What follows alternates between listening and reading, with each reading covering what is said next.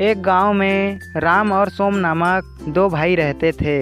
बड़े सोम को व्यापार में अच्छी कमाई होने से वह अमीर बन गया और छोटा भाई राम बिना बारिश के फसल नष्ट होने के कारण गरीब ही रह गया। सोम इतना कमाने पर भी राम के किसी भी मुश्किल में सहारा नहीं दिया।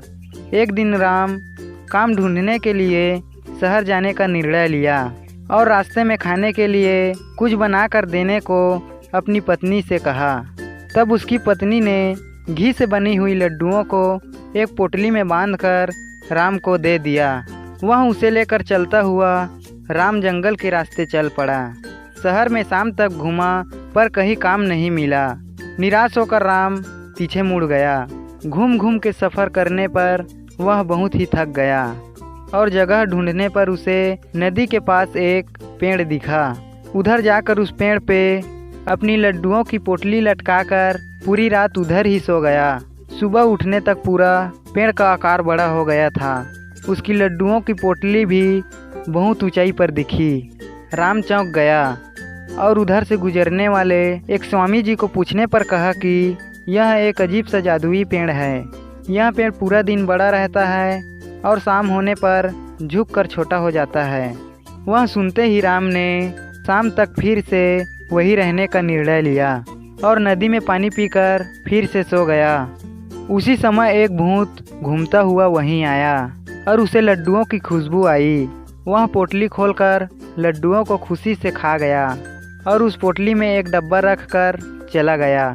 राम के उठने तक शाम हो गई। फिर से पेड़ झुककर छोटा बन गया। लड्डू खाने के लिए अपना पोटली खोला तो उसमें एक डिब्बा दिखा और उसमें सोने के सिक्के मिले। उसे देखकर राम खुश हो गया। वह सोचने लगा कि अब मेरे सारे दुख दूर हो जाएंगे। यह सब इस जादुई पेड़ की महिमा है। वह खुशी खुशी अपने घर आया और अपनी पत्नी को सोने की डिब्बा देकर पूरी बात बताया। छोटे भाई की भाग्य को देखकर बड़े भाई को जलन हुई। उसे पूछकर पूरी बात जान गया। फिर वह बड़ा भाई अपनी पत्नी को लड्डुओं की पोटली बांधने को कहा। छोटे भाई से ज़्यादा सोना आना चाहिए कहकर वह उससे दुगनी लड्डुओं की पोटली बंधवा कर पकड़ लिया। वह उसे लेकर छोटे की कही हुई जगह पर पहुंच गया। वह उस पेड़ पर पोटली लटकाकर सो गया। फिर से वह भूत उधर आया।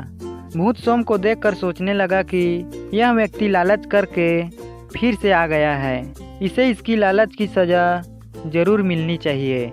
यह कहकर उसने लड्डू खाया और फिर से उस पोटली में डिब्बा रख कर चला गया।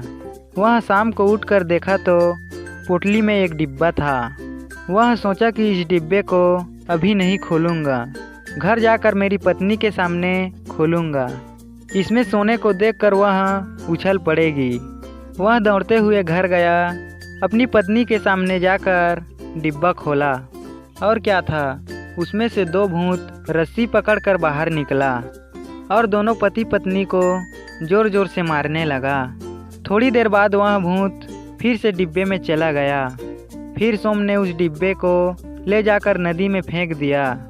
इससे उस गांव में सोम की थोड़ी सी बची हुई इज्जत भी चली गई।